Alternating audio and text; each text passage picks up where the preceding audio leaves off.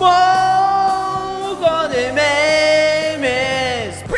E aí pessoal do canal Assoprafitas, beleza? Aqui é o Guzang e sejam bem-vindos a mais um vídeo. Hoje eu tô empolgado, galera. Começo de geração é sempre bom e ruim ao mesmo tempo, porque os consoles novos estão sendo lançados com poder de gráfico maior, novas possibilidades, mas ruim porque sempre que eles chegam, quase não tem games, e quando tem, às vezes ainda são games de uma qualidade muito duvidosa. É verdade. E foi pensando nesses games mais ou menos que eu separei pra vocês os piores games do começo da geração, beleza? Vale a pena lembrar que não chega a ser horroroso, mas eu tô falando do hype que foi criado e devido ao peso, né, que o game tinha de na época mostrar o poder do novo console, beleza? Já deixa o like que ajuda demais a compartilhar e vamos nessa. Whoa, nice graphic. O meio pro final da geração do Play 2 foi incrível, tinha GTA 3...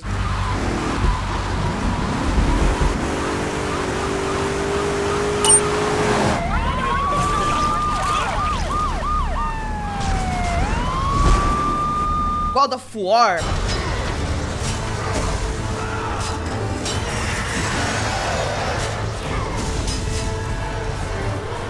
Metal Gear,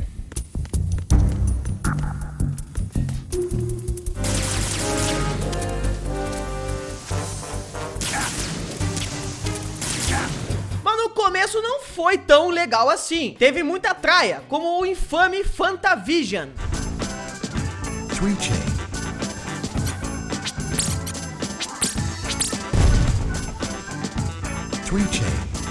Não é o jogo do refrigerante. O Fantavision apareceu primeiro como uma tech demo feito para demonstrar as capacidades do PS2. Apesar de ser bem bonito, você não ia conseguir fazer um jogo com aquilo. Mas né, curiosamente os japoneses da Sony ficaram doidos e lançaram o treco como um jogo completo.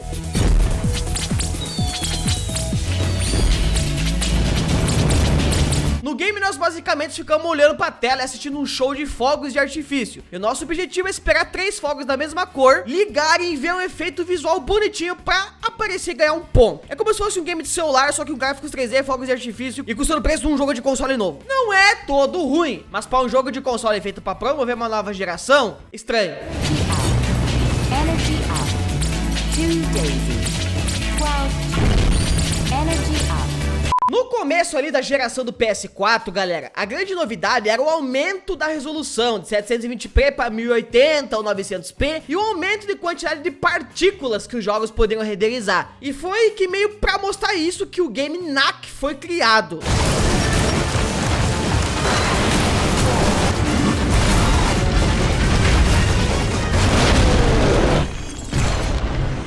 Nas demos da E3 e nas demos jogáveis da BGS, o jogo parecia bem interessante. Os gráficos eram bonitinhos, o personagem principal não era nenhum Mario, mas parecia um mascote carismático e legal o suficiente.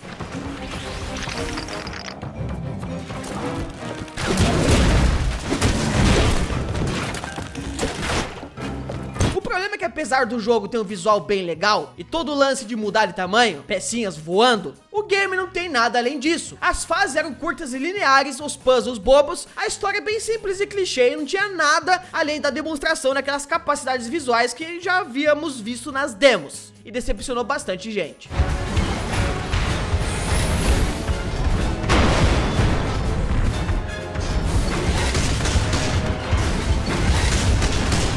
PlayStation 2 foi de longe o maior sucesso da Sony. Depois de uma geração inteira no topo, tava todo mundo hypado pra ver o que eles iam fazer no PS3, né? E teve uma apresentação focada no game Genji, Days of the Blade.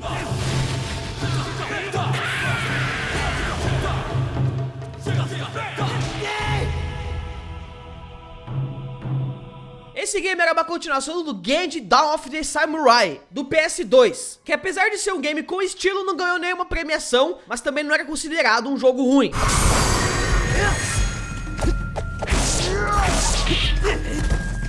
O Dawn of the Samurai, por sua vez, apareceu no dia da apresentação do PS3 como se fosse um dos principais games do console, feito para criar hype que desapontou bastante. Para começar, que os trecos inovador do game, como trocar de arma em tempo real, não eram inovadores coisa nenhuma, e existiam desde o Metroid do Nintendinho.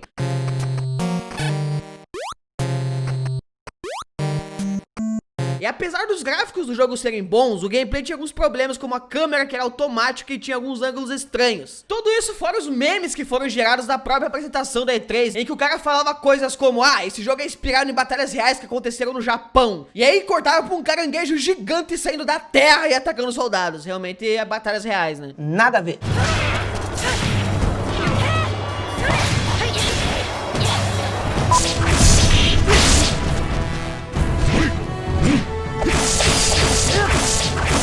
Hoje em dia todo mundo conhece a From Software porque ela fez Dark Souls, Sekiro, Bloodborne.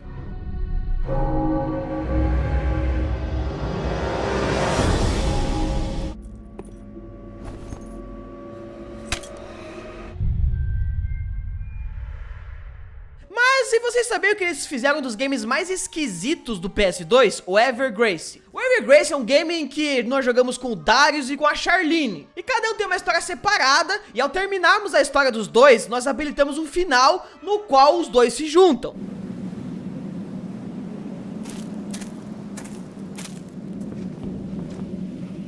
O game tem um sistema de level inovador que aumenta de acordo com o seu equipamento. As armaduras também mudam a aparência do seu personagem. Parece bem legal, né? Mas bem, o problema é que apesar do jogo ter um monte de ideia legal e ter um visual bonito pra época, o gameplay é ruinzão. O combate ele é meio travado e lento e a câmera é esquisita.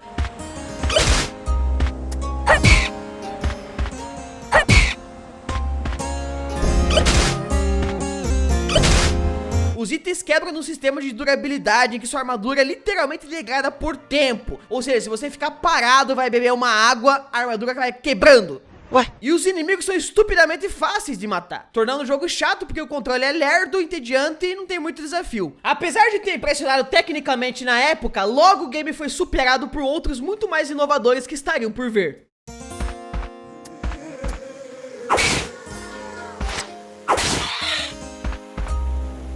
Se tem um game que fez sucesso por muito tempo, foram os Tony Hawks, né, galera? Caraca, ele é bom, esse cara aqui, cara. Ô, se eu terminasse esse vídeo com você sem o Homem-Aranha, eu ia pra casa triste. Eu ia falar pra vocês, aí, tipo, decepcionado. E todo mundo fica animado com o Tony Hawk da nova geração. Mas, né, às vezes não é bom ficar tão animado assim. O Tony Hawk Project 8 era pra ser a renovação da série do Tony Hawk.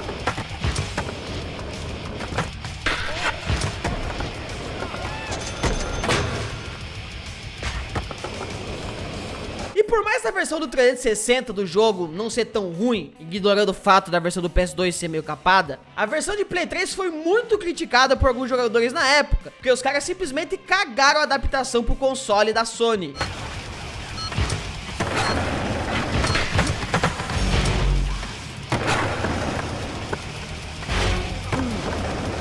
Os games eram praticamente idênticos, mas no Play 3 rodava muito mal e o frame rate vivia caindo, coisa que no jogo de skate frenético é inaceitável. E os caras ainda depois tiraram do PS3 o modo online do jogo, o que realmente foi uma cagada atrás de outra cagada.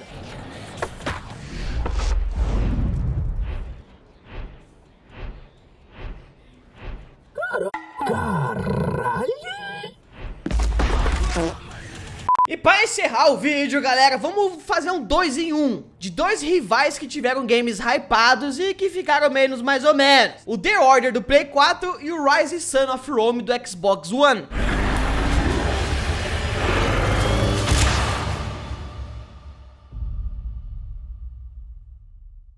Fight for your legion. Fight for Rome. O The Order até hoje é um game graficamente impressionante, tem os personagens detalhados, cenas cinemáticas incríveis e efeitos de partículas.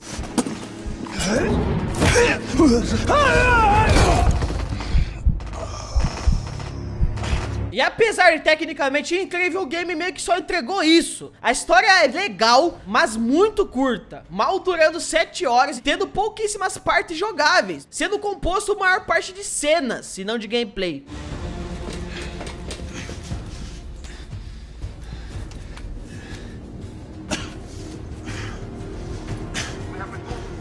E o Rise também foi feito para mostrar o poder gráfico do Xbox. E na época conseguiu, o game sim muito bonito, a história é muito interessante, mas o jogo também era muito curto.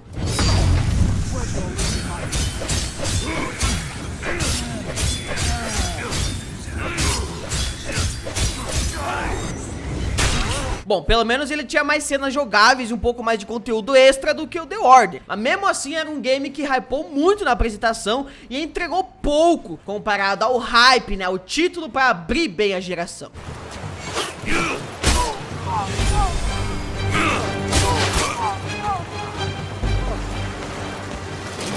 E aí, meus queridos, curtiram o vídeo? Se você lembra de outros games assim, meio mais ou menos de começo de geração, comenta aí embaixo, beleza? As minhas redes sociais estão na descrição e muito obrigado. Um grande abraço do Guzang e falou, até a próxima e tamo junto.